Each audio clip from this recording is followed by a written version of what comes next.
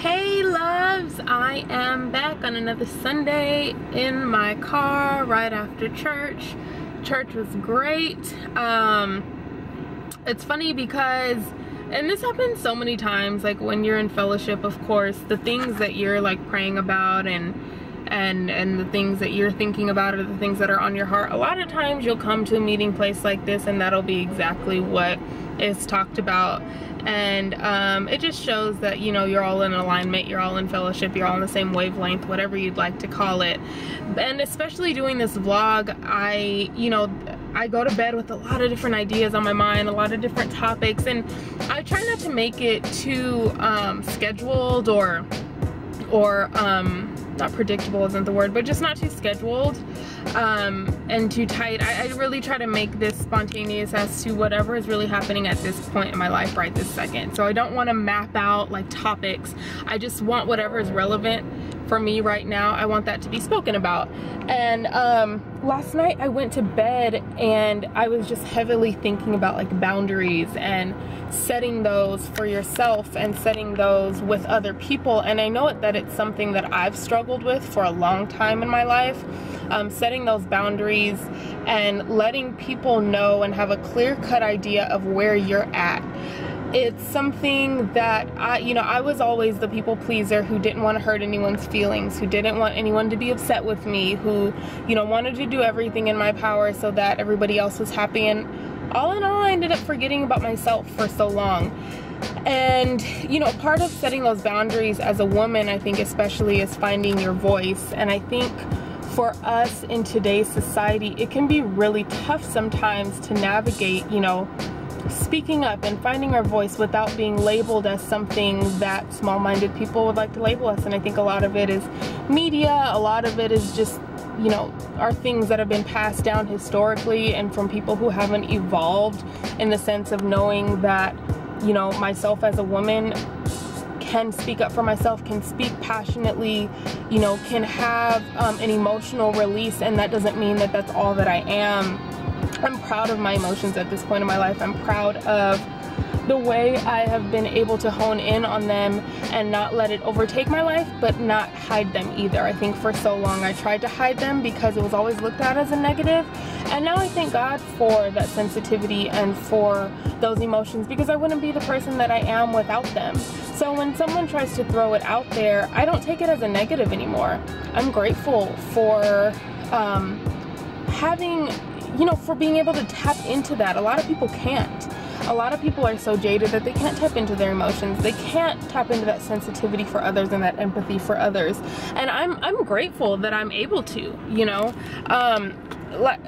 going along with like the idea of finding your voice. I think it's so important to figure out how you can navigate through that and still be respected. And for me, I think what's heart-wrenching for me is you see how it's portrayed in the media, and you see how the minute a woman speaks up, the minute maybe she will shut down, maybe she does, get upset about something that's warranted, but the minute any of those things happen, she's labeled. She's labeled as either the B word, she's labeled as crazy, or she's labeled as overly emotional. And while I do love and cherish the emotional side of my being, I don't like when that is just thrown out there as a crutch. Oh, you're being crazy, oh, you're being overly emotional, oh, you're being this, you're being that. And I look at it in regards to, for instance, our men. Our men can kick and scream and throw tantrums and punch walls and raise their voices, and they're just being men. But the minute a woman, may express some passion in her voice or speak up that's above, a normal speaking level, she's labeled. And for me, setting my boundaries with people, partially that does have to do with making my voice heard and letting others know that what I have to say matters. And And we all get into a place where sometimes our feelings take over, our emotions take over. And yes, you do have to find that balance, of course. But if I am just speaking from a place of passion or something that has frustrated me, it's not just because I'm being overly emotional. It's not just because I'm being crazy. It's because it's something that means that much to me to get my point across. And guess what? In the past, even as of now, if I don't speak out and speak up to that level, I'm not heard. And that's just the way it is. And so I'm learning to navigate through that and to set those clear-cut boundaries with individuals, with myself, with those that I love, you know, so that they know exactly where I stand. So that you have to, I think in any type of healthy relationship, whether that be a romantic relationship, a platonic relationship, speaking up and sharing what you need is normal, you know. And if it is a healthy relationship, your partner or your friend or your parent or your sibling or whomever it is will respect what you have to say and won't continue to do the things that, you know, you've asked them not to do. And it's just as simple as that, you know. I think that for me, I've really come a long way with finding my path through that, and with really speaking to what doesn't serve me anymore and speaking to the things that I need, and not being ashamed of the things that I need. And if that comes out with a bit of emotion, with a bit of passion, with, you know, some harshness, so be it. You know, don't be ashamed of that. And this isn't to bash men in any regard, but I can only speak from the perspective of a woman because I'm a woman. And at this moment, I feel the need to advocate for that. And so that's what I'm gonna do. You know, I love our men, and it's not all their fault. It's not all our fault. I think things have been passed down from generations for things that we've been learned, or for things that we have been taught, and things that we have learned. But, you know, it's just really important that we as women figure out how, whether it be in the workplace, if you're working with, you know, in an environment with all men, whether it be your living situation, whatever it may be, you know, figuring out how to speak up for yourself and figuring out how to not be ashamed of, whether it be your emotions, whether it be your passion, whether it be, you know, your frustration. Don't be ashamed of any of it, because it's all a part of who you are. You know, don't let anybody make you feel badly for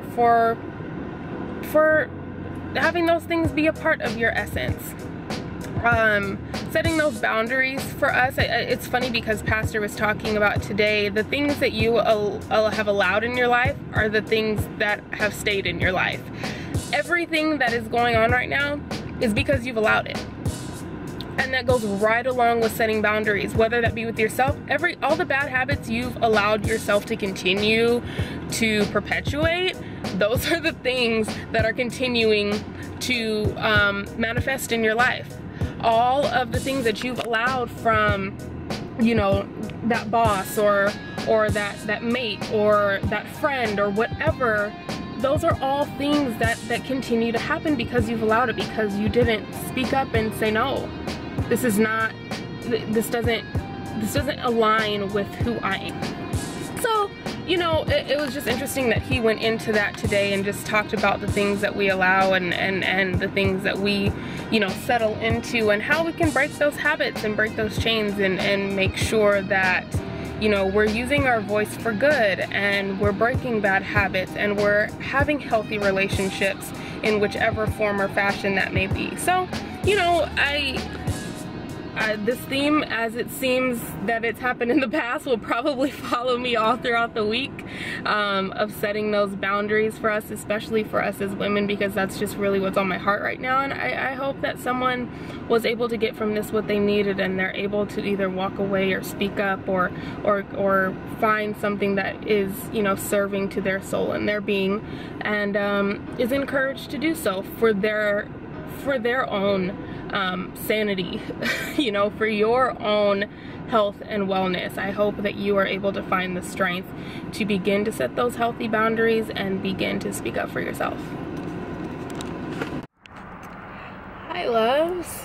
So, along this process, see what I did there? This process.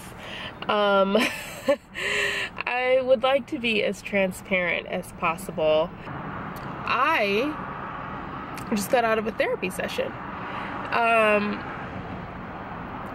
That's something that seems to be so taboo, especially within the African American community. Talking about therapy and counseling is just not really something that you do. Well, I'm here to tell you that it is probably the best move I've ever made as far as self-care for my life and my well-being. Today we spent a lot of time hitting on grief and what that really means, and I had really been struggling past couple of days, about the last week, with that concept of grief and not really being able to put it into words. I was so far and so deep into my head that I didn't really know how to feel that. And so what my therapist was talking about was going back into your body and not into your mind.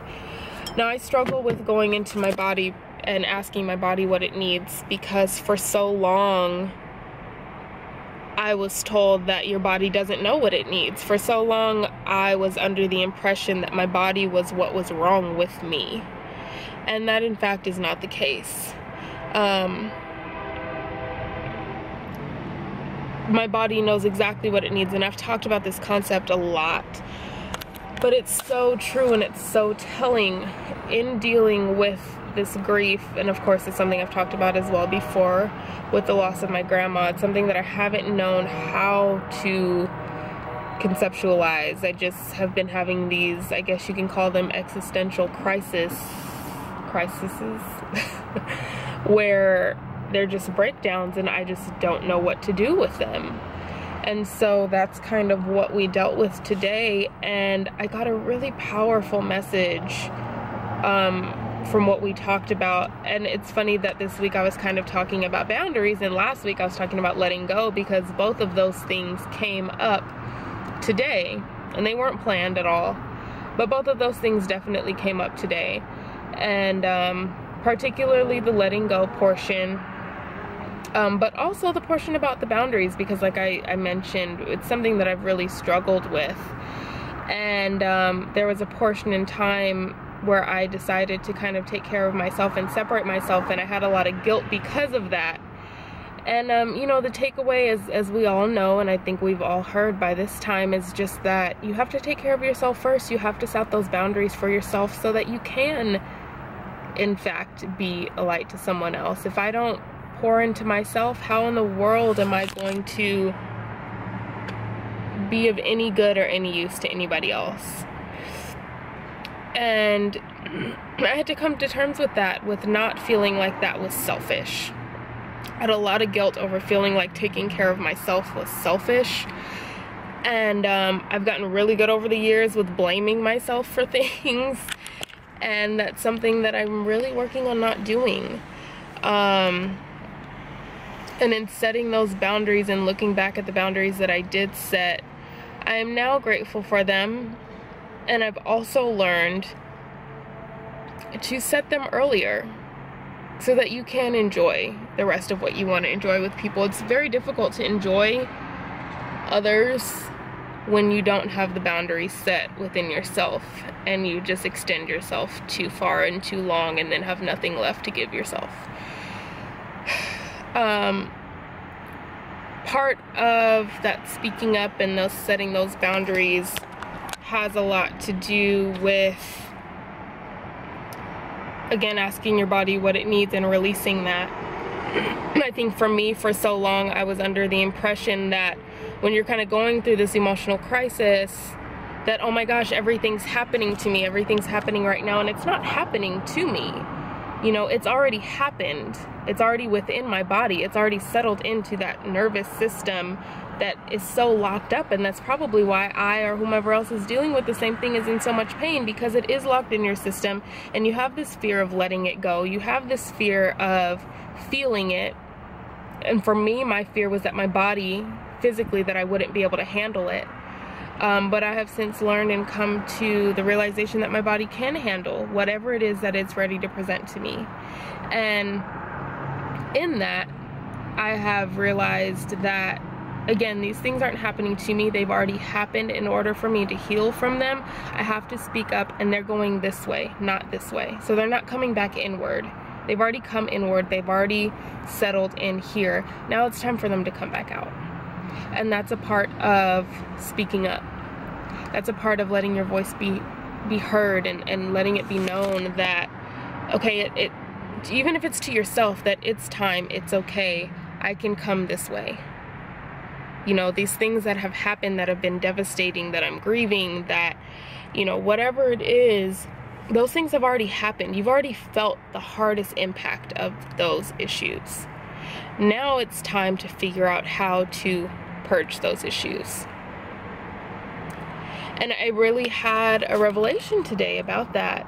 And I just wanted to share that experience for anybody else that may be struggling with grief or loss or anything of that nature. I'm so glad that I've taken the time to take care of myself and invest in myself in the way of being able to find someone to talk to and not being ashamed of that, and being able to share that with you guys, and just kind of sharing that it's truly been the absolute best decision that I've made for my life. I'm just so grateful for that revelation. I'm so grateful for her and the gift that she's been giving to help me to go back into my body and trust my body and ask my body what it needs before asking my brain what it needs. And that's been extremely helpful in this healing process. So she expressed to me that the reason these things are resurfacing is because your body is ready to deal with them. Your body is in fact strong enough to deal with them, and they are resurfacing right now because you're ready to deal with them. And I'm so grateful for that revelation, because I'm now not afraid anymore to feel deeply and to allow my body to heal in that way. It's hump day, and guess what? It feels like fall outside. Ah, I'm so excited. My joints get a break. Y'all just don't understand. It's not too cold where they're hurting, but it's not hot either, so they don't feel all compressed. And it's just lovely out here. It's like there are clouds in the sky. I think it's finally starting to feel like fall. I just hope that by Friday it's not 93 degrees again.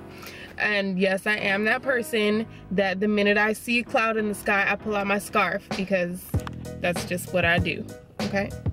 And I will be drinking my tea. I may not drink tea all year round. However you'd like to take that. But I will be protecting my throat, but I kind of have to as well. I don't know if I use this as an excuse just to pull out my scarves, but I'm a vocalist, I'm a singer, so I have to keep my throat protected. And then dealing with my thyroid, my hypothyroidism, whenever that's too exposed, and if there is too much cool air that's hitting that directly, then I start to feel the effects of it. So I do have reasons for pulling out these scarves, but mostly just because I want to wear a scarf. Yes, I just wanted to express my gratitude for how good it feels outside, and say that it's gonna be a good day. We're halfway through the week. We're gonna get through the rest of the week, and we are going to, yeah, we're just gonna get through the rest of the week, and we're gonna enjoy ourselves and remain thankful.